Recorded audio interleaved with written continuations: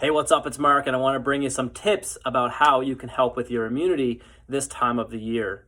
So obviously people are reaching out to me fast and furious about how do I help myself increase my immunity or help me with what's going on with the uncertainty in the world. And let me give you some tips and tricks about how your lifestyle can really take the reins on how your day is presenting and how you feel about it. So most people are very quick to ask me about what supplements they can take to increase their immunity. That's fair. That's coming in video number 2. But first and foremost, I want to make sure that your primary focus is on the things that you're doing in your lifestyle that might be causing you to potentially need a supplement in the first place. So the question becomes, what am I doing in my lifestyle that's dragging down my immunity? If we can correct those, you're going to be on a much better path than just, say, taking some supplements and jamming them down the hatch and hoping that you feel better. So let's not just take a good substance and a crappy lifestyle and see where it falls when the dust settles. Let's make sure we're doing all the right lifestyle stuff with good quality supplements to keep you where you need to be. So first and foremost, the biggest thing I see that people are dragging down their immunities is sleep. So again, you're no different than an infant. You need a bedtime and an awake time. And if you don't have that in your lifestyle right now, then put that in there. So last night, I'm filming this video on a Monday morning. I went to bed last night at 8:30. Why? I was tired. I was dragged down. I was yawning at 6:30. I'm at that point where I was tired. And knowing that a good quality night's sleep does so much for me and how I feel the next day, it was at that point where I just pulled the plug. Off to bed I go. And again, my wife can confirm I was snoring when she came up to bed. So at the end of the day, very helpful if you get to that point where you get a good quality night's sleep. So set a good bedtime routine is number 1. Number 2 is if you have a nutrient deficiency coming in from your diet, which most of us do because of the point of the type of foods that we consume in our day, we want to make sure we're kind of supplementing that with good quality foods. So again, having a good nutrition strategy is number 2 to help you with bolstering your immune response and stop pulling your immune system down. So things like making sure you're getting berries and vegetables, and make sure you're eating your fruits, and make sure you're getting good quality meats, and make sure you're getting good quality oils in your diet are all very important things to see us go forward to kind of help bolster our immune responses. So people ask all the time, are frozen vegetables as good as fresh vegetables? And I think the answer is yes. So at the end of the day, make sure you're kind of getting those things and keeping your freezer full to make sure you're putting those inside your meals. And think, more color is usually a better way to approach getting to the point where you're kind of helping your immunity. So lots and lots of color and deep, rich colors in your diet are very important. Berries as well. So berries are loaded with vitamin C and antioxidants and all these different things that kind of help feed gut bugs. And again, your immunity lives here. So if we can keep this happy, we can keep the immunity kind of where it should be and kind of have that presentation of, we are a little bit more resilient to these things that we're exposed to in our environment. Number 3 is we have to minimize the effects of stress. So stress is definitely at an all-time high right now. There's so much uncertainty, and I know stock markets are crashing, and all these different things are happening at one time. It's just like a wave coming over us. But we have to think about what are the things in our lifestyles that we can control to put that stress at bay. So things like taking some time for self-care. So what makes you happy? What makes you smile? What makes you laugh? Do those things on a daily basis. Can you get some exercise worked into your day to kind of get that blood flowing, get that blood pumping?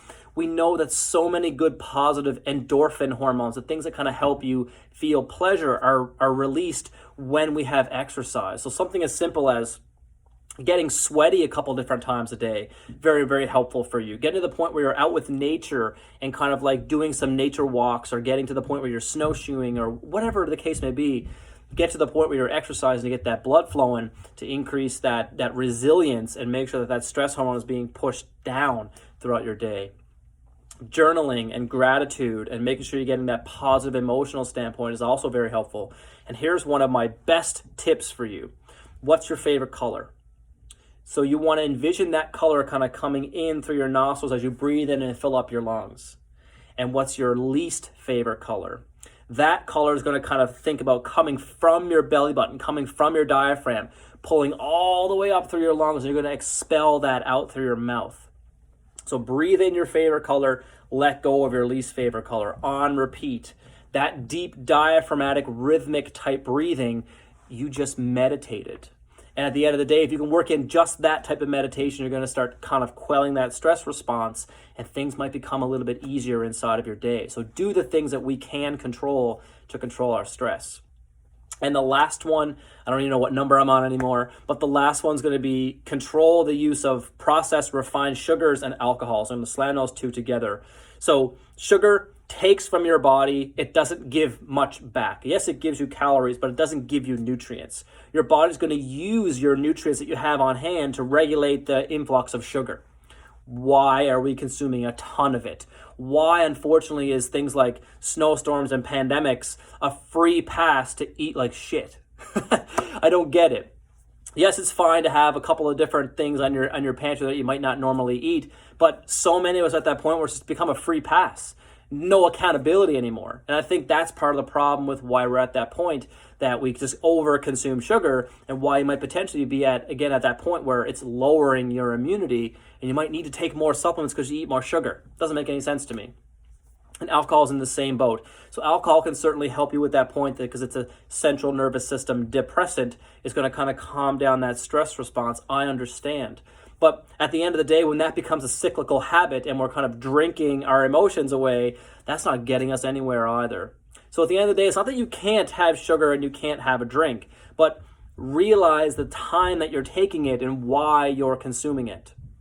So what I recommend most people do is basically set their intention before they consume that product. So for example, I'll give you a perfect example. I'm going to have a glass of wine at the end of the day to unwind. So what I want to do is basically, I personally will sit in my chair, the place that is my sanctuary in my home, close my eyes for a minute and basically throw out the day. So decompress, get rid of the stuff I don't need, get rid of all those things that are, not beneficial for my day.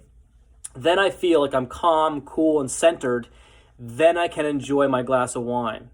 See the difference? Most people take that glass of wine and they pour their emotion into it, right? That's using the wine as a tool to get rid of the emotion. For me, I'm the other way around. I'm using that get rid of that emotion and then have something positive like enjoying that glass of wine. Much better on the psyche, much better on that kind of perception of drinking. And at the end of the day, it's not that if you don't drink, fine, you don't need to start consuming wine or whatever. But at the end of the day, we can use these things effectively in our day as long as they're not becoming crutches, right? So at the end of the time, I think getting rid of the excess sugar and excess alcohol consumption is important to kind of keep your immunity at bay. And the last one is going to be make sure you're drinking enough water. So dehydration is also one of those factors that kind of dips your immunity.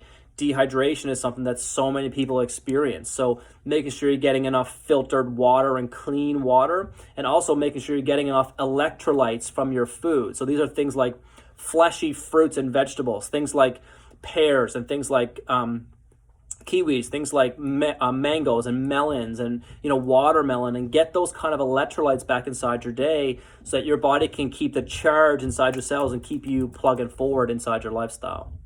So I think if we do all of those things, we sleep, we eat better food, we modulate stress, and we get rid of the crap inside of our diets, we're going to be better for it on the other end and potentially have a way better chance of keeping our immune system high and fighting off whatever it might be that we're exposed to on a daily basis. So that's a little bit about lifestyle. The next video is going to be about supplements, so stay tuned for that. And I hope you have a fantastic day, and I hope you guys stay safe and stay healthy during this time. Sound good? See you soon.